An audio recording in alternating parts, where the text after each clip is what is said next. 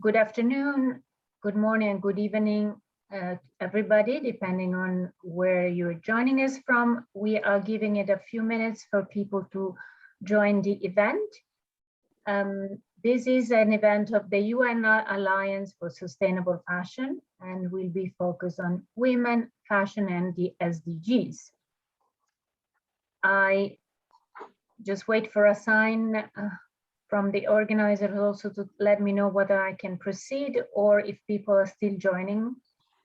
Yeah, I think people are still joining, so maybe just another 2 I'll minutes. just wait then another minute before we introduce our amazing speakers today.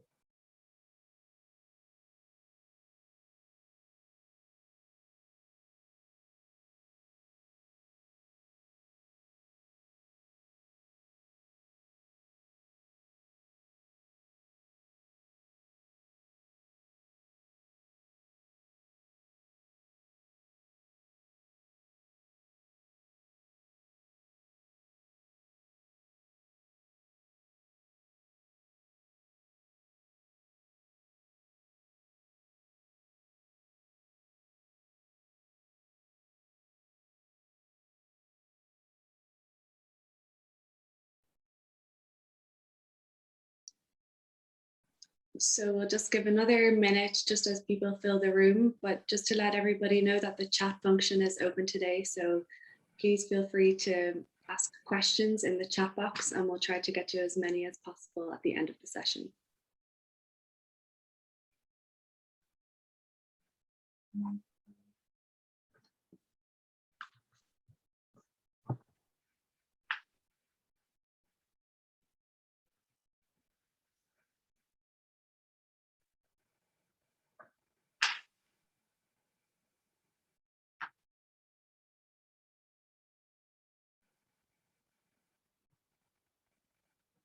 Okay, great, Paola. I think we can begin.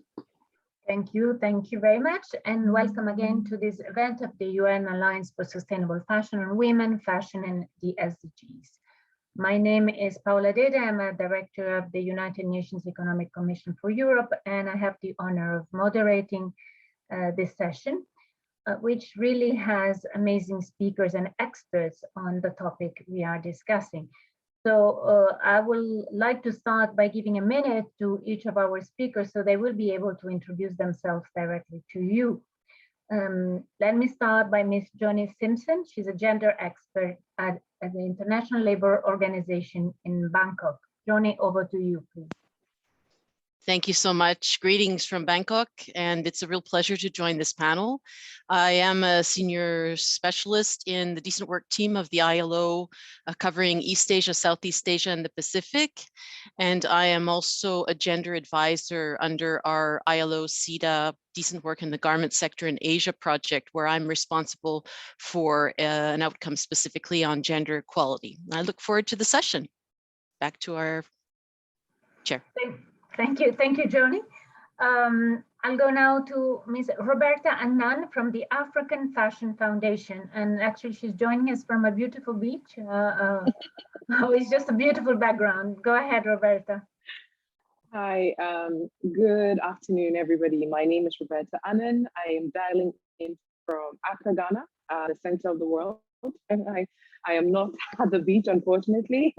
I'm the founder of African Fashion Foundation, is a platform and an organization that supports and nurtures raw talents, I would say emerging raw talent in the fashion industry in Africa. I have been a very strong advocate for sustainability, for promoting our culture and heritage as Africans and making sure that we can actually commercialize our creativity on the continent. And I'm very honored to be here on the platform as well. Thank you.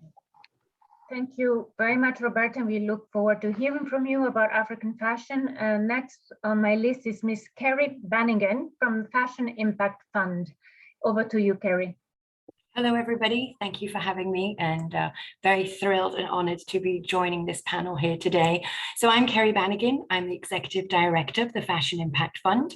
Our work is focused on supporting women entrepreneurs that are leading educational initiatives to accelerate the fashion industry's transition to an inclusive and regenerative sector.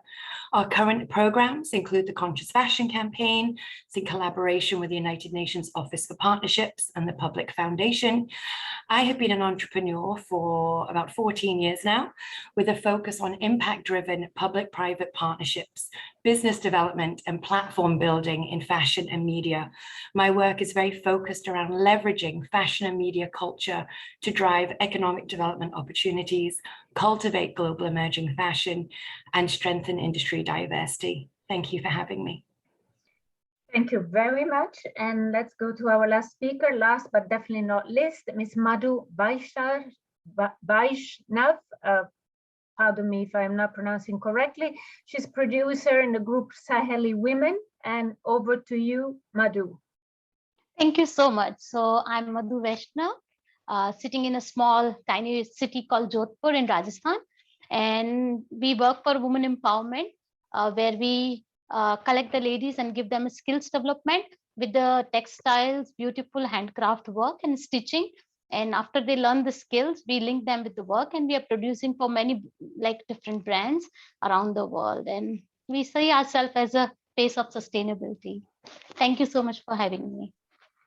Thank you, Madhu, and thank you to all our four speakers. It's really an honor for me being here moderating this session, because you're really the women that are making a difference when it comes to sustainable fashion. So we are really looking forward to hearing from you. As you know, I have a series of questions for you. We have many, many questions. I'm pretty sure more will come through the chat. So I'll ask all of you to stick to 2 minutes per question.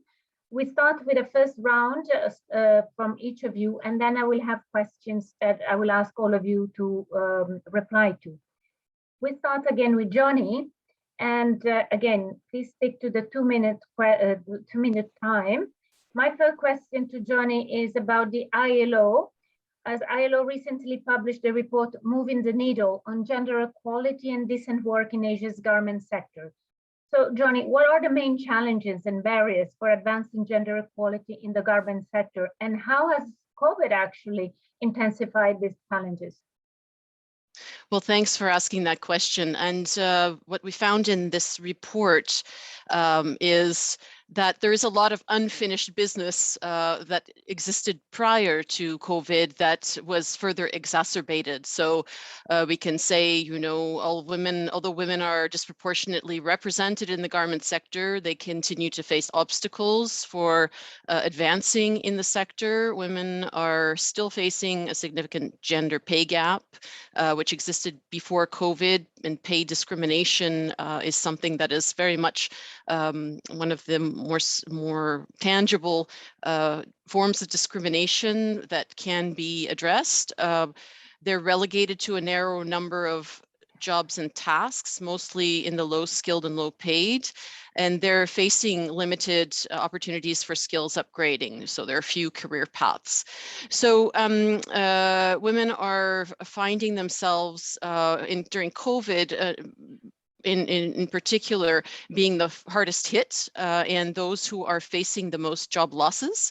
And due to, well, if they're in the formal sector, they're certainly having some safety nets, but in particular, a lot of women in the garment sector and women workers are in informal sector. So they have also been facing significant challenges that have been further exacerbated during COVID without having any safety nets. A lot of the report findings talk about the evidence that was generated. I think what's particularly unique in the garment sector is with the high level of feminization and the high level of young women. There are also real opportunities for stakeholders to make significant contributions in the build back, and a lot of good work happening, but a lot of disconnection between initiatives. And COVID has, of course, further shaken things up. So quite difficult, a need for more gender responsive social dialogue and a need for a lot of coordination. I want to stick to the 2 minutes, so I'm going to hand back to you now. Well, thank you very much, Joni. And actually, you're mentioning the challenge has been COVID, but some of the challenges are further exacerbated by climate change. So one more obstacle. Can you explain the interconnectedness between gender and climate, which is sometimes not obvious, but it's definitely there? Yes, so we know that many women workers already are bearing the brunt of climate change impacts, and this has, for example, one of the features is increased workplace temperatures, and you can see in a lot of factories the air quality and the heat that are being faced by women who are the majority of workers is definitely paying an impact. And well, for them, these links between gender equality, labor rights, climate change, and environmental sustainability are really an everyday reality. And this is in particular also adding to their unpaid care burdens, which were further exacerbated during COVID. And climate change will likely have increasing actual and potential impacts on the industry and its female predominant workers. One of these issues I wanted to dive a little bit deeper in is on the issue of the increased risk of violence and harassment, recognizing that we're also during the 16 days of activism right now, this event. I wanted to raise that element that heat stress and climate stresses are also adding to the risk of gender-based violence. And in this, we're also implementing and supporting the implementation of actors in the garment sector across numerous countries on addressing gender-based violence in the garment sector through tripartite codes of conduct and guidelines that have been developed with Better Factories and CARE and ILO. So there are solutions, and I wanted to call on the need for gender responsive approaches. We can see not only with COVID, but also through climate change, the issue of absence of women's voice representation in leadership means that we're missing out on not only the solutions, but also the perceptions and experiences of women in this sector, and will need their inputs into any policies moving ahead to make sure that we are able to address their particular needs.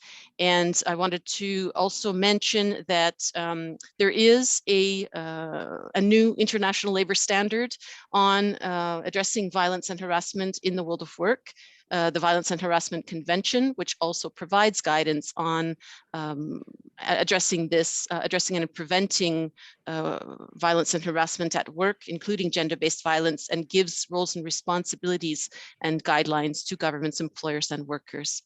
Back to you.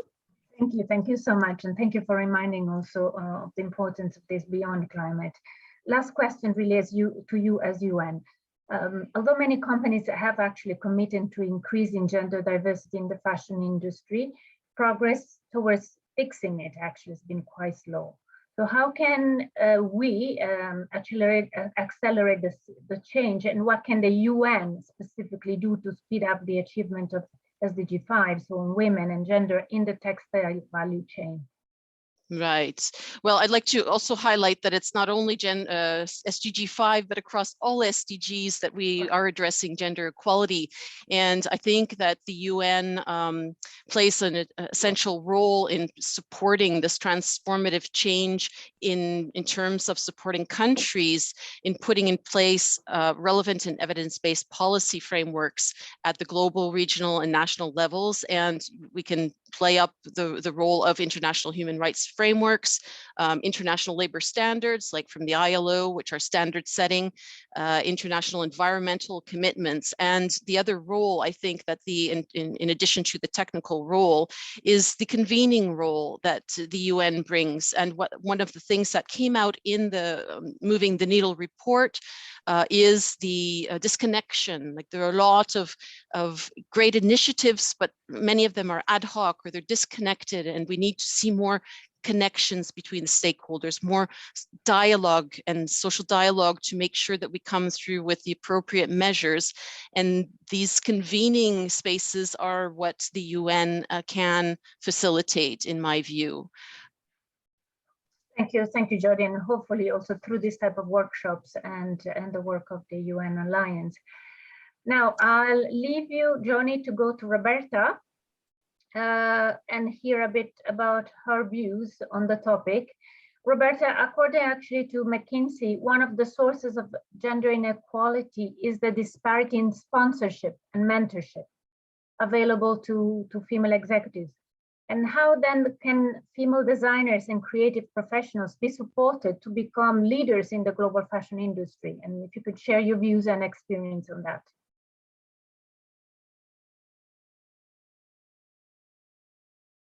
Over to you, Roberta. I hope you.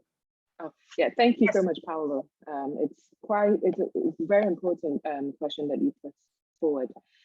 So just to give you a little bit of a background, my entire work since I left the United Nations, working as a resource mobilization officer, fundraising officer, has been to come back to the African continent, where, of course, many of you will know that lots of creative talents here on the continent are female.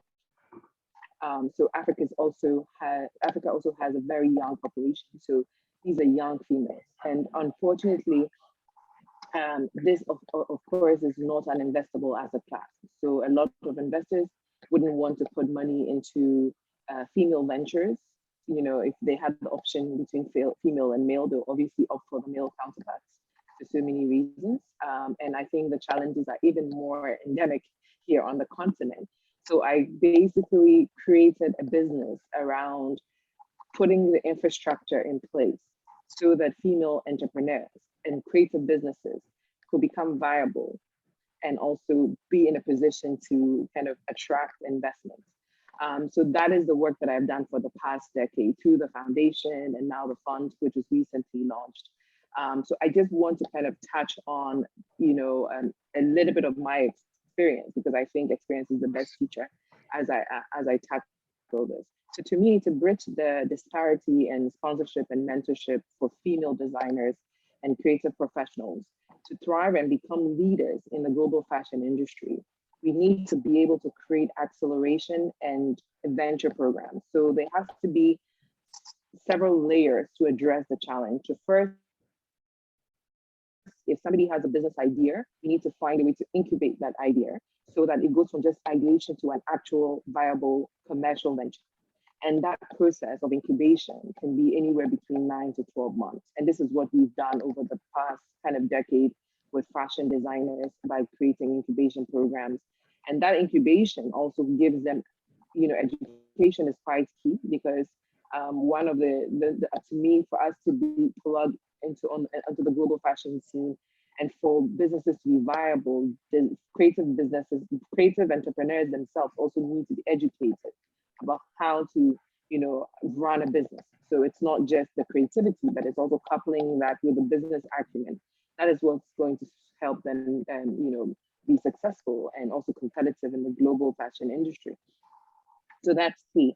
And then venture, because of the nature in which creative businesses are, they tend to be fashion. So when we talk about creatives, there's limited to fashion, which is a subsector of creativity. You know, businesses in fashion tend to be so fragmented, right? So they lack infrastructure, they lack, you know, economies of scale, and they lack things that would immediately bring on an investor. Like, so investors will look at things that are tangible. They don't want to invest in just ideas, but they want to invest in things which are commercial, right? So even intellectual property tends to be a problem. So how do you ensure that the creativity is protected with IP that makes it a commercial venture where somebody can put X and make Y? Because that's how an investor thinks. You know, if I'm putting X in, where am I going to get, how am I going to get Y out? Even if it's an impact investment, they still have to make a financial return for the impact aspect to also be realized. So that is very important. So if you look at coupling incubation, acceleration with venture, that is a way in which we can support female-led. Because again, remember, over 80% of creatives on the continent are female. So, that is that's a very strong statistic, right? So if we are going to, and to me, I look at fashion and creativity as a sustainable development tool. It's really a great problem solver when it comes to sustainable development. And that is why I've dedicated 10 years to really help build that infrastructure within, that subsector. Well, thank you so much, Roberta. And indeed, we are here and eager to hear about your experience. And it's the practice, not the theory. We hear a lot of theory. We want to hear from the people who have done it and who have learned, about the challenges, but also solutions. And you mentioned SDGs, and also you mentioned education. So to me, that's a crucial point. How do you think that education can play a part in shifting actually the textile value chain towards more sustainability and circularity as well? Yeah, because I think just coming back, and also we'll put it in the context of Africa where I have worked and where I'm from. So I'm very familiar with this kind of continent, right? And how things play out. So if you look at, and that's why education is important, and education needs to be addressed now.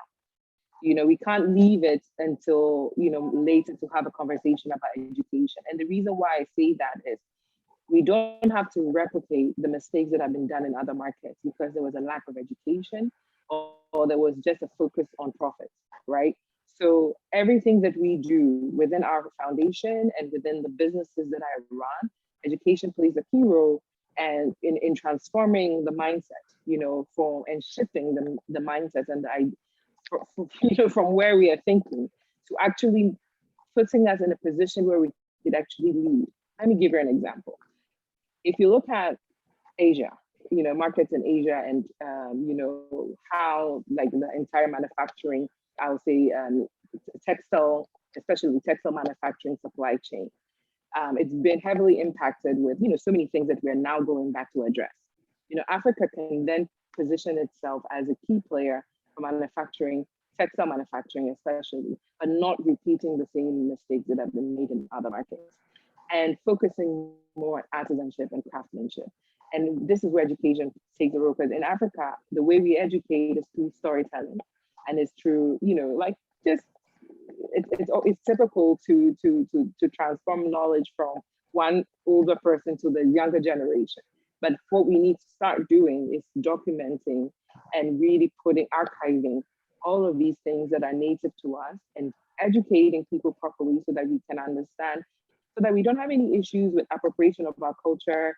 We don't have any issues of culture imperialism, but we really focus on what it is and pass it on from generation. And I'm all about commercializing. So it can't just be ideas.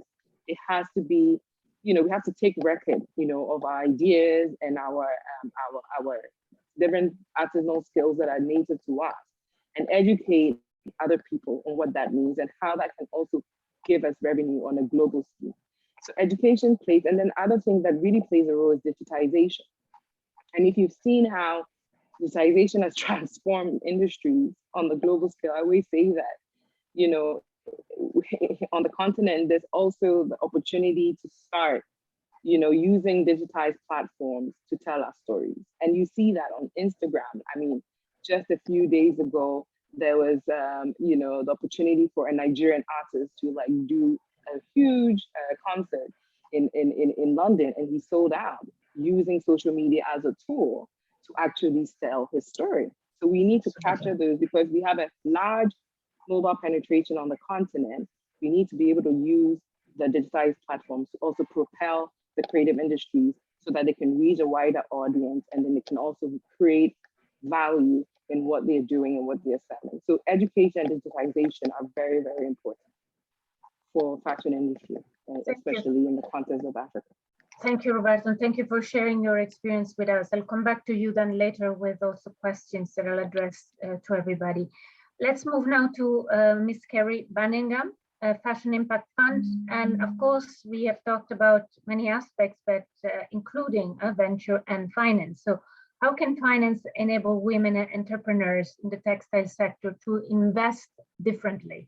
And I would say sustainably. Over to you, Kerry. Thank you. So in the description of this discussion, it was shared that the fashion industry employs more than 300 million people along the value chain. And researchers showed that 75 million garment workers, 80% of these are women. So when we take a step back from that and look at the importance of enabling finance for women entrepreneurs, it would increasing access to finance for these women would actually allow them to progress the fashion sector's treatment of women and deliver on livable wages, occupational promotions, safe working conditions. We know that we would see an increase in female leadership. They would invest in educational opportunities.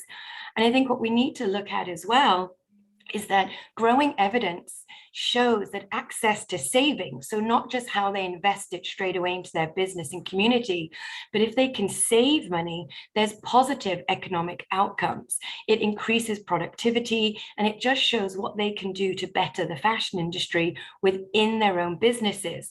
But I do think the investing for women, it goes beyond the borders of business. And studies have shown that women reinvest up to 90% of their incomes back into their families and communities. And that is an amount that cannot be ignored. And really, when you look at if we can finance more women, give access to capital and so forth, it would be gender equality that could be an extremely effective way to fight the poverty that we're seeing today. It can build healthier and wealthier and more educated communities. The speakers before me touch on the importance of education. We see what's happening with the lack of progress now from COVID. And I think it's really important that we see that giving women entrepreneurs access to more money doesn't just help them better the fashion industry, it betters communities around them, and it just makes economic sense. Thank you so much, Kerry, and thank you for sticking to the 2 minutes. Very interesting, this 80% that comes back. This is a number we should remember, that 80% are women in the sector, so it's not a minor undertaking. Now, as the Conscious Fashion Campaign and the Fashion Impact Fund, you work closely with entrepreneurs, right? So what is the role, in your opinion, of SMEs and entrepreneurs in addressing the gender equality in the sector? Well, just kind of echoing what Roberta was saying there, entrepreneurs globally, they play a critical role in creating jobs, innovation, and growth. And the reality is, doing business responsibly can solve a lot of societal issues. And especially when we look at the SDGs, entrepreneurs have a critical role in advancing these, and especially when we want to look at addressing gender equality. Enhancing women's equality, empowerment, and social inclusion, it's good for business. And so when you look at, does the burden lie with SMEs and entrepreneurs? No, but are these the people that are more creative, adaptive, and agile when they're creating their businesses? Absolutely. And we have to look at this in two parts. There's the role of business in general that should address gender equality across their whole value chain. But then can we also look at the business sector and how we can amplify and champion female founders? And we see here where Joni was mentioning that COVID-19 there's so many reports coming out now showing the negative economic effects of what has gone on and how it's exacerbated the existing gender inequalities. And so there is now that important role, whether people are existing entrepreneurs on this call and looking to start a business, of how they can look at really implementing gender equality throughout their whole business plan, the choices that they make, who they end up working with as vendors, how they create that workplace culture, and also what goes on within leadership, so that we can create a priority. And this will drive transformative change, and especially due to the disproportionate negative effect on women.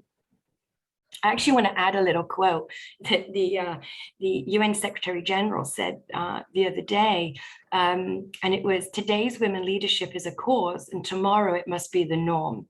And I'll just end that question here. Thank you, Kerry, for reminding us about the words of our boss, and I couldn't agree more. Now, let's also get a bit of wisdom from your experience and information from your experience. The Conscious Fashion Campaign tackles the issue of underrepresentation of women in the news, actually, by spotting female entrepreneurs who are driving impact. Can you share with us some of the positive outcomes of this work? So we really learn from what you have done. Yeah, absolutely. So the first edition for the Conscious Fashion Campaign New York is happening now.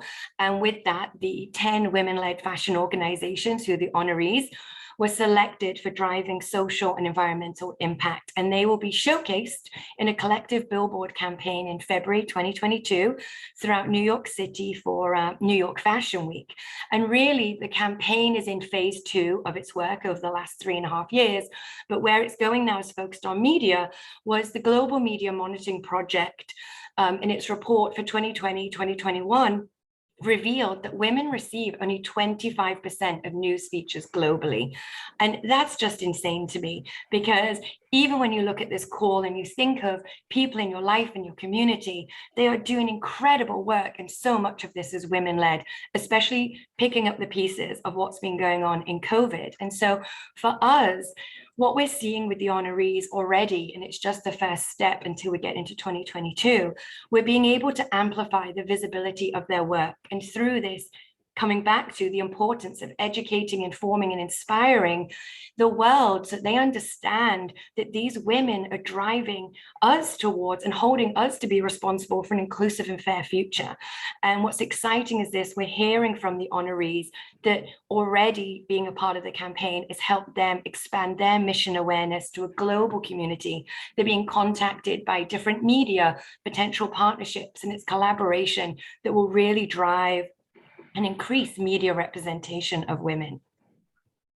Well, thank you so much, Kerry. And that, while I see that we have in the chat a question on recording, of course, all this is recorded. We have participants live now, but we also intend to share it on the UN Alliance website. This is a very good, after all, podcast for those that are interested in the topic. We come now to Madhu because we want to hear about another amazing experience and great work. Madhu, let me ask you this question. Saheli Women is a non-profit social enterprise, right, that aims at empowering women through the economic self-sufficiency. You are a small team of 35 female artisans, and my question to you is, how do you overcome the challenges of producing for the international market? And do you think your model of production is replicable in other communities? Over to you, Madhu. Thank you so much, Paola. I'll take 2 minutes, try to explain everything in the 2 minutes. So I'll start my journey from a little village where we started the Pioneer Project. We Saheli Women started 5-6 years back. And I went to the village and I thought I will empower the ladies of the village. And slowly I realized that actually they are empowering more than I am empowering them. I learned a lot from these ladies, and we just started a skills training, and we thought we need to somehow help the ladies to become a financial empowered, but we didn't have a fund. We did not started with though we are a non-profit, but we didn't have a opportunity to receive the donation. So we started selling our product. So we didn't have much budget. We had only 5 ladies who got a permission from their in-laws, father-in-law, mother-in-law, and they actually agreed to come to the center. Our startup budget was $100, means 10,000 rupees in Indian currency. So the whole organization was started with the 10,000 rupees, $100 group of 5 women, and a lot of courage and a lot of things to share with the world. So this is how we started. Slowly we realized who's going to buy our beautiful handmade thing. And I thought, why not to approach the Western market? And we started approaching the Western market. So far till now, in 6 years, we did not spend a single coin in marketing. Our marketing is just Instagram, and that's how we can even keep up our production costs so controlled, because we are not heavily spending on PR companies and marketing. So we start an Instagram account. We started approaching some people. Some people actually reply back, and we got a very positive response. Maybe not to the product, but to the story. People really like to support the woman who is there to change their life with passion. And that's how we started. So we gave the boom. Our challenges are ongoing. It's not a one single challenge I can count, because we started with zero. We had to build our understanding. We had to train our ladies. And while doing all this, we had to also look at the international market, that who can actually fit well in our needs. So that was a very difficult to find a niche market who can actually support the ladies who are learning the skills, but still producing clothes very sustainably. So we got, like, you met few people and they feel like they really like the story. We started making garment. Few designers came to the village. They started teaching our ladies. And then we face a weird challenge. In the Western world, everyone wants a handmade thing, but they just want everything to be so perfect. They want to compare the handmade thing with the machine made thing. And that is where we felt like it's our responsibility to educate the world about the art and heritage we carry with us. It's our legacy. We need to educate the people around the world. And then we realized that it's a, like, we need to raise the voice slowly with everything. So we started talking more on a social media. We made a cultural norm that whoever is going to work with us, they will be not mentioning in the media that they are working with a non-profit organization or they are working with a female organization. Everywhere they will mention our name. And this is how we actually gain a lot of publicity through our partners. So, like, slowly it was working, and we just reached to the place where even in the COVID, our revenue was increasing. There was no single day when our ladies was not working. And COVID was hard for so many people, so many ladies, businesses suffered, but our business only thrived even during the COVID time. So as you asked whether our model could be replicated, yes, 100%, because it's a simple model. There is no complication. There's no big fancy word. There's no big fancy policy here. It is just involving the grassroots people. And I always believe the grassroots people understand sustainability so well. They may not able to express it in very fancy words, but it is part of their lifestyle. It is part of their daily routine. And this is how actually we build the whole sustainability strategy in our organization. Like when we saw in the village, ladies don't waste anything. So we got a lot of offcuts. And then we asked the ladies what we are going to do with this offcuts. There is a production every day. And in the whole village, you will not find a small scrap of our center. So we asked the ladies, what should we do? And they said, there's so many poor ladies who don't even have a pillows or they don't have a mattresses. We will just donate these offcuts to them so they can fill their pillows, they can make their mattresses. So sustainability need to have a very grassroots approach, and it need to have a very easy solution which could be implemented on the grassroots level. And I also strongly believe if the sustainability will be fulfilled on the grassroots level, reaching on the top is very much easy. Thank you, Madhu, and thank you. It's an amazing story. You're really the Wonder Woman of sustainable fashion. So I really hope that your story will be replicated. You already mentioned a few enabling conditions for this to happen, right? The grassroots, the culture of sustainability that is already there. But what other enabling conditions can and could allow female entrepreneurs to thrive? So according to your experience, of course. I think opportunities like this, ladies from a grassroots level need to come up and need to speak and need to share the story. We have amazing stories in our center, and when we see the ladies, I always say that fashion is a way for us to empower the ladies. We don't see any negative sides of the fashion in our center. It's all sustainable, it's all organic, it's all biodegradable, and it is just helping people. So I think people around the world need to recognize the ladies who are working, and we need to recognize the grassroots leaders who are bringing this change on the grassroots level. They may not be recognized with the big magazines or big platform, but they are the one who's bringing the change, and they are the kind of a foundation for the change.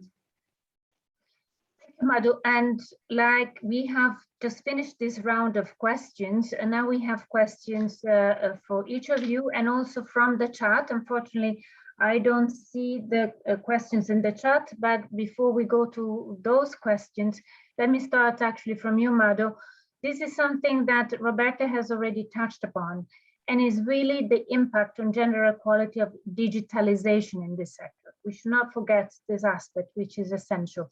So can you tell me what is your experience? I think we can deal with this question 1 minute each. We start from you and then we go backwards. So what is your experience on digitalization in this sector as a tool for gender equality?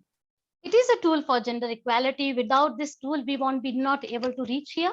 We may be even sitting in the village and talking about the sustainability.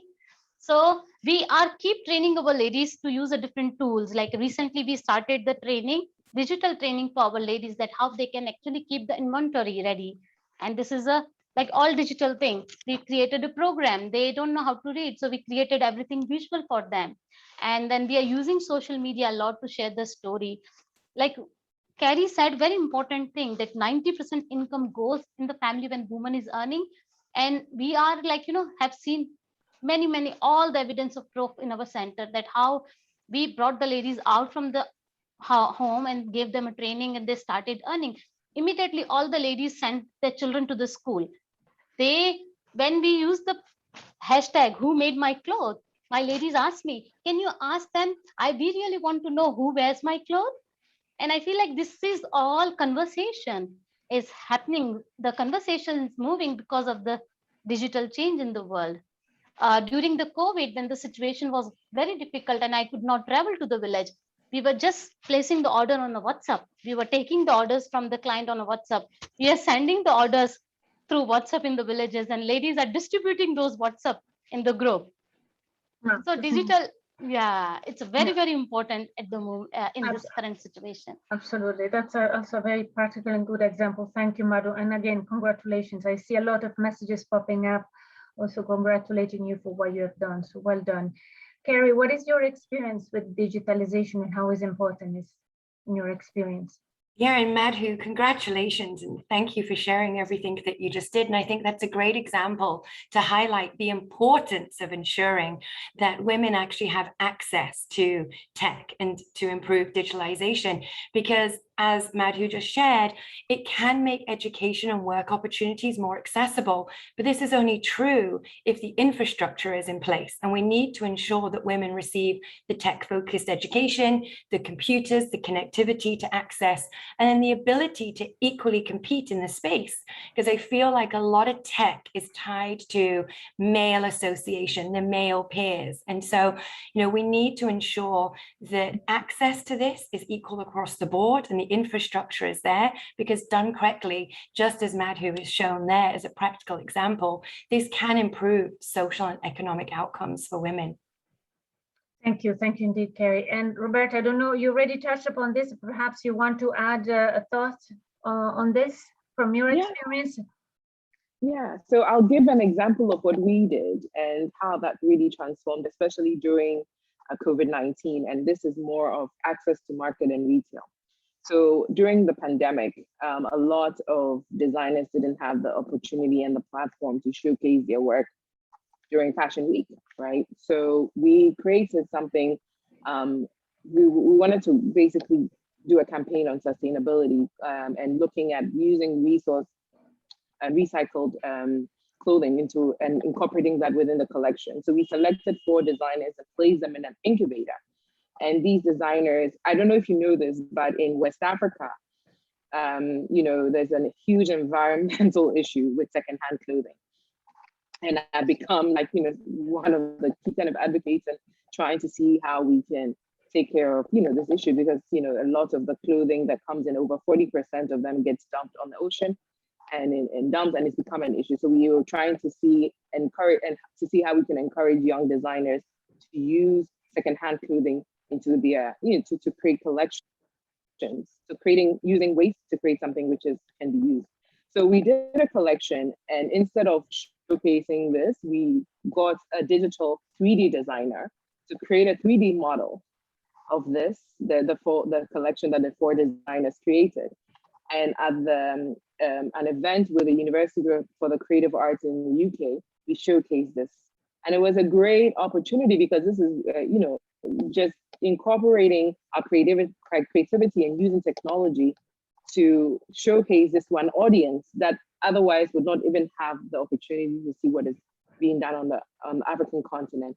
Was really amazing. And this is what digital platforms do for creative businesses. And I think we should encourage it, like Kerry said, we should make it accessible for women. We should make sure that connectivity is available, because in Africa, one of the key things is connectivity. The mobile phones are here, but access to the internet, so that we can actually plug into it and use the kind of technological tools that are coming up that are creating, so many opportunities for people in the Western markets, we also have the creativity and the talent, and we need the opportunity to plug into that. But yeah, digitization is important. It's a key layer, pillar, sorry, for what we're doing and the IFAC and the African Fashion Foundation, and we continue to push that because we see that that is the future, and we can't just be left behind. We need to be part of the paradigm. So we need to be part of it as Africa. So. Thank you, Roberta. And let's hear also from Joni, also from a more sort of institutional point of view, the role of digitalization in all this, and in gender mainstreaming, but also in gender diversity. Yes, thanks. And I'll bring in a little bit of different perspective in terms of women workers in the garment sector. We've done research, and prior to COVID, it was estimated that between 64 and 88% of mainly female textile and garment and footwear workers in 3 countries in Asia were at high risk of displacement by digitalization and automation. So it's still unclear how fast that will take place. And I think COVID has, there were fears that it would advance quickly, but that's now been said, not necessarily. However, it does raise the issue of upskilling and enabling women to get into higher skilled, higher paid, and better jobs and tasks within. And this is one of the key blockages that we found in the report, in the Moving the Needle report, is that there are no career paths for women in the garment sector. They're at the bottom of the pyramid in the tasks and jobs, and we need to make pathways moving up. And I wanted to point out something I forgot to mention earlier, is that out of this regional report we also did a regional action plan, and this action plan I'll put in the chat, but it speaks clearly to practical actions that each stakeholder can take and take also together. And part of that is around digitalization. But I'd like to also say that skills and upgrading is not the only issue. We've shown time and again that unpaid care is the top constraint. And I see that there was a question in the chat around this. So there needs to be equally investments in supporting women and men to share the unpaid care burdens. And also there are initiatives where companies are setting up care facilities, but we need to look at having more public investments in care infrastructures, which will be a job-rich growth, not an automated job, which will be taken up a lot by women, but it will also address this key constraint that stops women from staying in the workforce and also stops their opportunities for progressing. Last, I wanted to mention just transition. The importance not only of skills regarding digitalization, but also just transition and moving to more greener economies. These will need to be pulling this in on with the biggest force possible with the current context. And the garment sector, of course, is very important in that, but also the skills that workers and entrepreneurs are bringing through will need to be coming with sustainable solutions. And they are there. And we've done some nice profiles on women entrepreneurs leading the way in circular economy and gender equality in the garment sector in Asia. And I'm looking forward to reading the honorees of the Conscious Fashion campaign. But there are so many excellent role models out there, but we need to be doing more and more intense work on this. Thank you. Thank you. Thank you very much, Jody. And thank you also for already answering one of the questions in the chat. I was going to move actually to the chat because I see very interesting questions, but also want to get to the end of this event and leave enough space for conclusions and to give the final word to our chairperson and Simone Cipriani. Now, before we get there, one question that I found very interesting, and again, please stick to 1 minute so we make sure they will get there. Let me read it to you. When thinking about making investments in women entrepreneurs, how do you make sure their voices are not co-opted by these larger companies that have capital to make investments? That's a very interesting one. For example, see large luxury brands stealing from small creatives. So how do we compete with the biggies, basically? Shall we start from you, Jody, and then we go the other way around? So I'll give it over to you, and then we follow the sequence. Was that me? Yes, please. Okay, actually, I'd like to pass on that one because I think there are other speakers who are much better for this question. Then very good. Then let me go to Roberta on this. Okay, so I think if I'm not sure if I understood the question clearly, but I'll just make an attempt at answering it. Is it how do you differentiate or stand out as a small brand? Okay, correct. So correct. Again, I'll use the African example. Okay, so if you look at African designers, one of the biggest challenges that they have is, of course, access to finance, access to market, and platforms that can actually showcase their work to a global audience. So that's why actually I really have to congratulate Kerry for what she's done with the Conscious Fashion campaign, because it gives the platform for even African. I've seen that she's included a few African in the top 10 designers, and it gives them the potential and opportunity to be seen outside of the continent, and it's very important. So just coming back to that, we have to understand what we have that is, and basically just see what the skill set that we have that we can hone in and polish and commercialize that. That is important because we're unique in the way in which we do things, on the continent. We have our heritage, we have our culture, we have our craftsmanship. So we need to polish that up and not look at the global fashion scene. Because if we focus alone on craftsmanship, I think a lot of core luxury brands can be created from the continent and built just from the craftsmanship and an artisan work that is being done.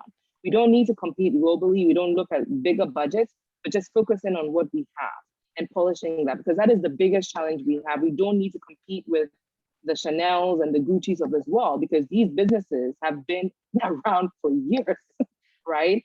But the opportunity for us to be dynamic, young, and innovative, to me, it's even more of a reward. So designers can focus on that. And I look out for that. I look at innovation, I look at sustainability, the opportunity for them to scale into new markets and to really cling to what it is that is innate to them as a business. Their DNA and their ethos is very important. And not changing that is very important. So if you look at the portfolio of our brands and accelerators, we have 5 brands.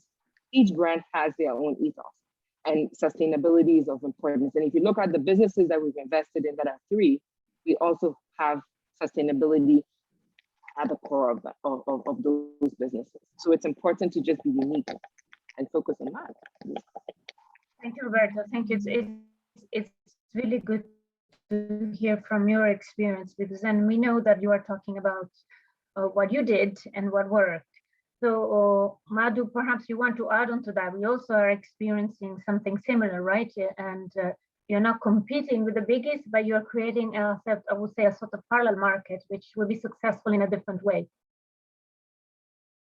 Madhu? Yes. Sorry, yeah. So in our opinion, we are not competing with anyone. Neither the fashion should be competition with anyone. Like it's more like creating a global market. So what we do is we feel there is a break between the end consumer and the creator. And that break is there because these big brands really want to make more and more profit. So what we try to do is we create a small brochure and we try to attach this brochure that we put the sustainability in our own way. We always say the people who live on a grassroots level, they understand sustainability so well and their voice need to be reached. So this is how we try to reach. We create a small sketch of the woman who created the garment. Behind there is a story of this woman. So when we are sending a garment, with every single garment, we are sending these 2 pieces. And we see this is as our moral responsibility to educate the consumer and educate the world. So for us, it's really not about the competition. When people see the real stories, they understand who created it. If we're making a 4,000 garments in a year, then we are reaching to 4,000 people in the world. And we are trying to share what sustainability means to us, what passion means to us, what artisan skill means to us. And then we see that this way, reaching to the individual, we can bring the change in the fashion world. And this is how we see the, like, we don't see competition, or we are not even scared of people stealing anything. We know there are still people who actually really support and they love us, and they will understand the value of art. Thank you, Madhu. And if Kerry, you don't mind, I'll skip you, so we allow enough time to our chairperson to provide us with some conclusions. From my end, allow me to say that this was an incredible experience, because hearing from you has been really enlightening, and also really from your own experience, and also this commitment to sustainability, which is something that should inspire all of us. But I think that I'm going to leave it now to Simone, so that he can really bring us some of his thoughts of how he was inspired today and by what, and also tell us how does he see the work of UN Alliance to take over from here. Yes, Over to Paola, you, Simone. thank you. Thank you, Paola, and thanks all the panelists. It was extremely interesting and your work is amazing. I'm so pleased to be here with you, and I am dwarfed by the beauty of the work you do. So I go one by one. I start by Joni. Joni, you're absolutely right. It's incredible that in 2021, a fundamental labor standard and the fundamental human rights, which is non-discrimination against women and so on, is still violated.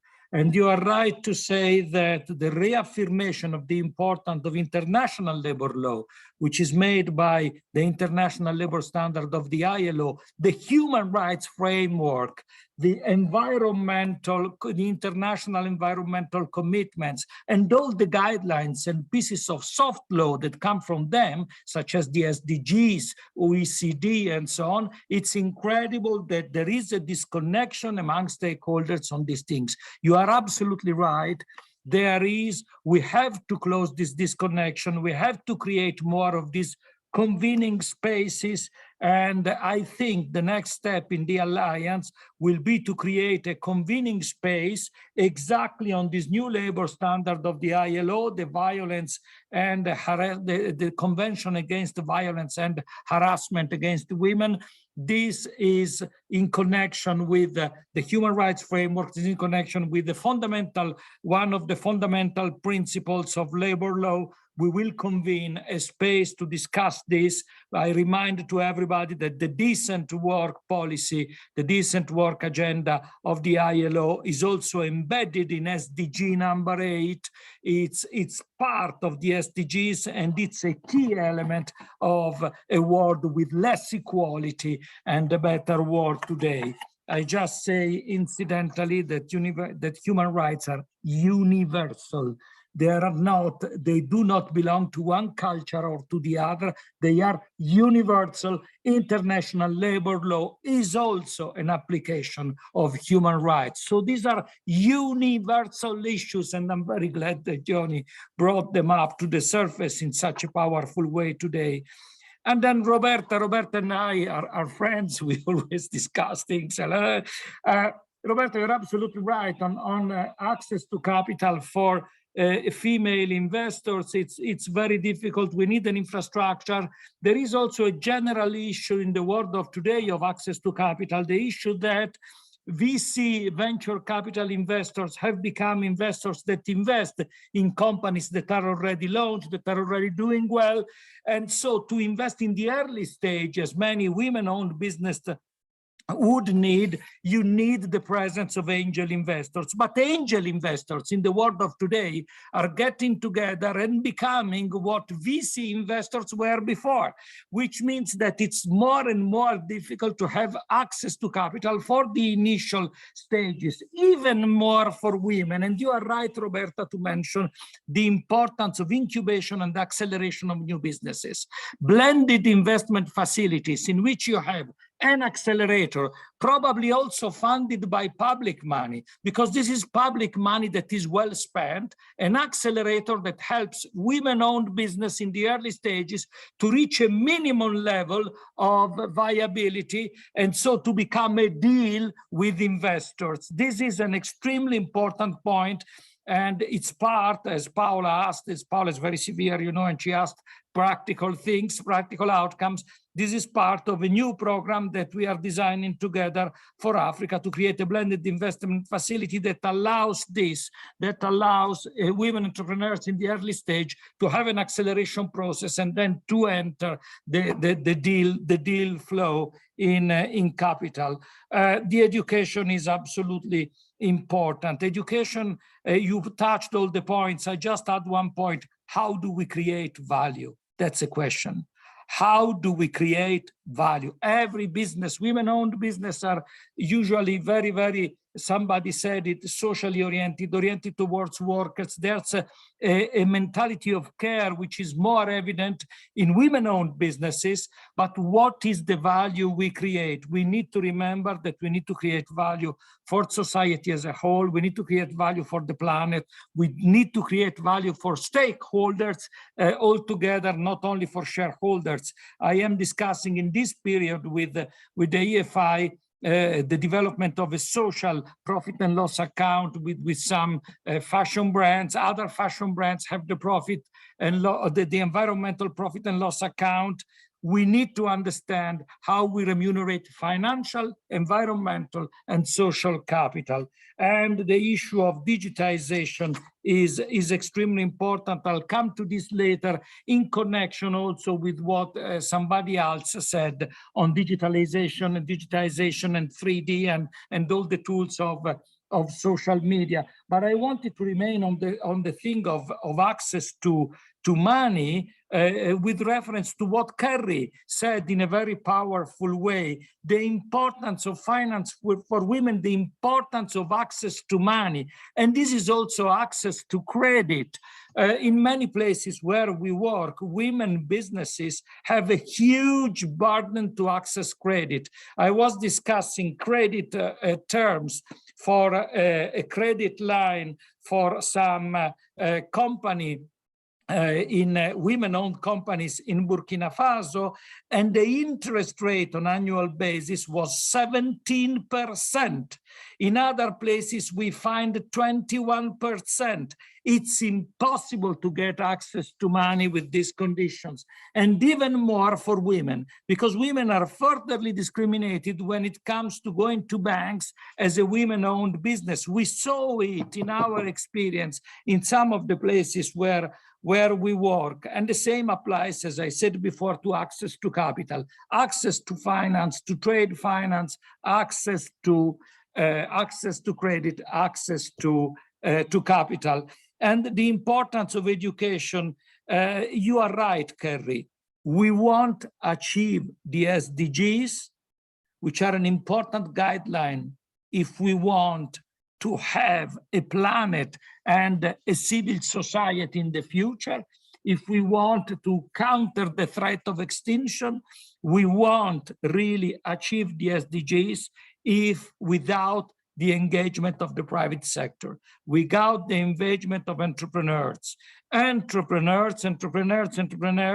female entrepreneurs in this, the UN Secretary General that you quoted, whom you quoted, is absolutely right. The leadership of tomorrow will be women. Women leadership will be the norm of tomorrow. And this leadership in businesses is what will allow us to achieve the SDGs. So what I suggest in this case is that the Alliance engages on some activity on female entrepreneurship and the achievement and the contribution towards the SDGs. I think, Paola, a public talk or a public event on this is our next step after this one. And then Madhu, you are my sister. We also started in, like you, we started in a slum in an African town, in a shanty town. I remember very well when we were there without a penny and we had to start. I admire you for what you have done. And I have a general thing that I want to say today. Whatever we do as institutions in sustainability, we must have one leg in the grassroots level and in production. If we don't keep a foot always in the grassroots and always in production, in the supply chain as producers, we lose contact with reality. So thank you for bringing us back to reality in such a powerful way. You are right, a niche market, but a market where you always face problems of quality. How many times we have faced it with our customers. We were in business to business. And every time all these big fashion brands, but this is not the quality we have in Italy, but this is not the quality here. And not only quality, also lead time, also production time. I remember a designer from a very important fashion distributor coming to us and saying, hey, can you develop this piece of fabric in a week? You know, when you weave manually, it takes a week to prepare the loom. Then you start weaving. And I told him, do you understand what is manual weaving? The guy didn't know it. Many of these people have lost connection with handwork, with manual work. They don't know what it is anymore. So you are right to use the social media to do work on this. And somebody else also Joni at the very beginning mentioned the importance of the informal sector for labor standards and all the rest. Madhu, we have to do more on promoting the awareness of manual work, of grassroots work. So I think another event as Alliance we have to organize is work in the informal sectors, manual work, what it means, why this is quality, even if it doesn't look like machine made.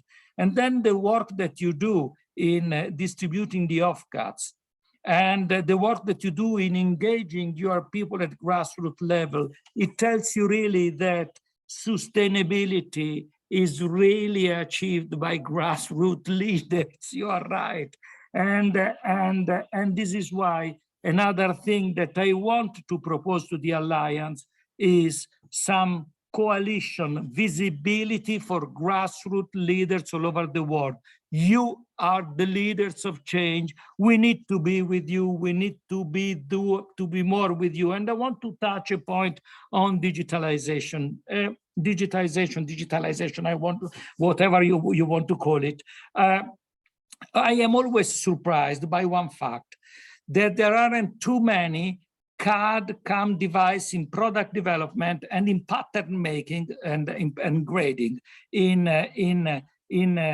this industry, especially in the global south, especially at grassroots level. They are powerful tools, very easy to use, also for quality, because many times mistakes, for instance, in garmentings or in bag makings, we are makers, we manage also supply chain at the Ethical Fashion Initiative, also come from the wrong patterns. And sometimes these you can fix with a CAD and with a CAM to print the patterns on carton board. But there's an issue, a general issue. And then Roberta is right, you can use these things also for promotion. And then you are all right, you use this with Instagram and the way in which you involve consumers in a dialogue. Then there's a caveat, and the caveat was touched by Joni. The caveat is that Joni is absolutely right. A good deal of present garment workers who are female are at risk because of automation. This happens mostly in mass production. This is more difficult to happen in luxury. We are in the supply chain of luxury. The human hands there are difficult to replace. But in mass production, there is this issue. We have to study very well and carefully the concept of upskilling, and this also in connection to another thing that was touched by Joni and by others, which is the issue of circularity. We hear today a lot about repurposing or recycling industrial dead-end stocks or old products and so on, which is good. We are also building a circular factory to do this in Kenya in one of our production centers. But circularity may also mean that in some places, in some units, people lose work. There is destruction of jobs to be moved to another place. Now, circularity is extremely important. Without a higher rate of circularity, this industry cannot be sustainable.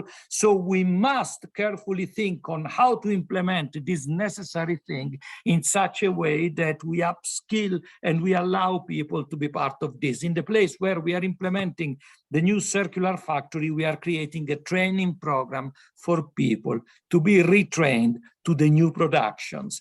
So these are some of the many things that come to my mind, and I think in general the competition with the big names, with the big things, is not there. Madhu is right, Roberta is right. You've got to be yourself.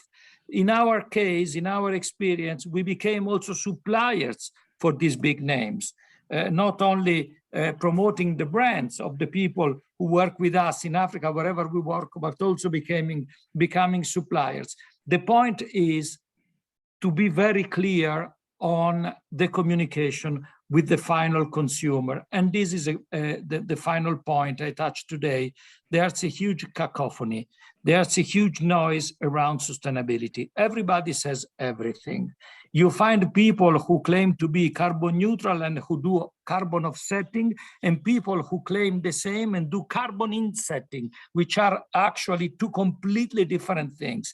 There is the need in the world of today for a common understanding on the most common sustainability claims, and I think the UN Alliance should engage on this too.